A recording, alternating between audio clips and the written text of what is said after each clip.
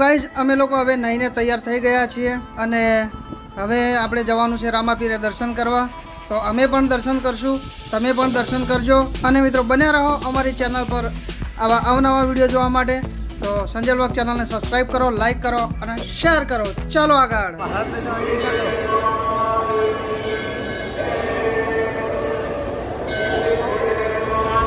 તો મિત્રો આપણે રામદેવપીરના મંદિરે આપણે પહોંચી ગયા છે। તો વિડીયોની અંદર તમે જોઈ શકો છો અને હવે આપણે જઈએ છીએ અંદર। તો તમે રામદેવપીરના દર્શન કરો અને બધાને જય રામાપીર।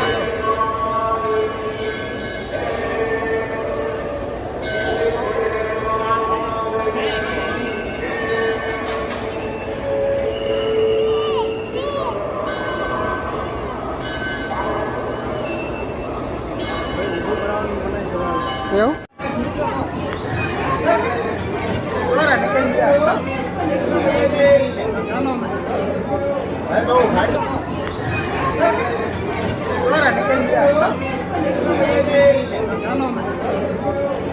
भाई तो फोन में मिला 10 रुपये नहीं मिला। भाई तो फोन में मिला 10 रुपये नहीं मिला। हाँ भाई तो फोन में मिला। आप घूमने आया यहाँ पे आया 10 रुपये के थ्रू आया आप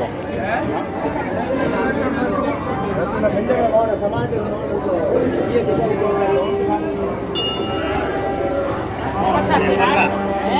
अच्छा